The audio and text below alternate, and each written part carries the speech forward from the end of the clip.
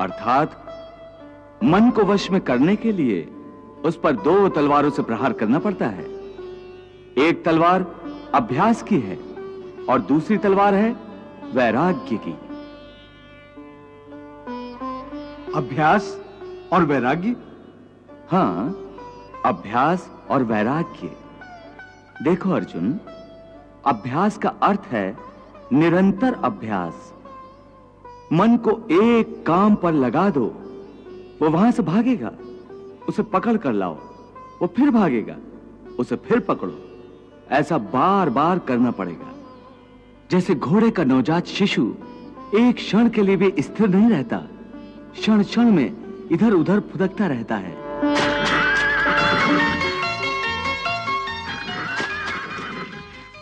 उसी प्रकार मन भी क्षण क्षण में इधर उधर फुदकता रहता है। एक चंचल घोड़े की तरह मन भी बड़ा चंचल होता है, और ऐसे चंचल मन को काबू करना उतना ही कठिन है जैसे किसी मुंहजोर घोड़े को काबू करना। ऐसे घोड़े को काबू करने के लिए सवार जितना जोर लगाता है, घोड़ा उतना ही विरोध करता है और बार बार सवार को ही गिरा देता है।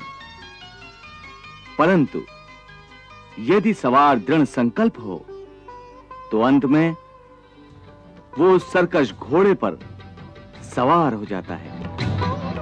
बस फिर वही घोड़ा सवार के इशारे पर चलता है।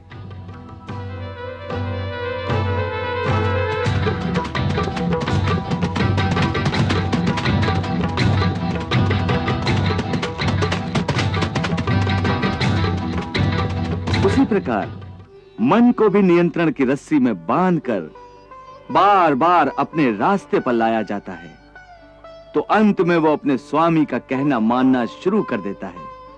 इसी को कहते हैं अभ्यास की तलवार चलाना।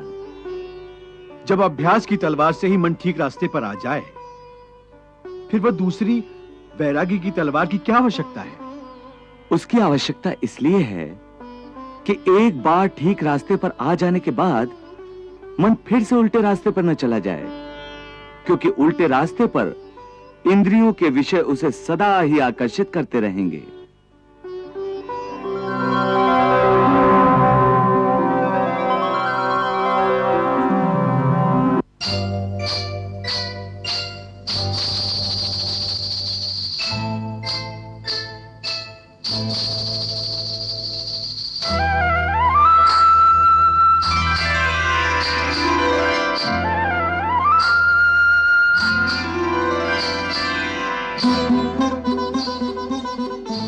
मिथ्या, भोग, विलास और काम की तृष्णा उसे फिर अपनी ओर खींच सकती है। इसलिए मन को यह समझना जरूरी है कि वो सारे विषय भोग मिथ्या हैं, असार हैं, योग माया के द्वारा उत्पन्न होने वाले मोह का भ्रम है। मन जब इस सत्य को समझ लेगा तो उसे विषयों से मोह नहीं रहेगा, बल्कि उससे वैराग्य हो जाएगा। और यही वैराग्य की तलवार का काम है कि वो विषयों के मोह को काट के मन को सन्यासी बना देती है।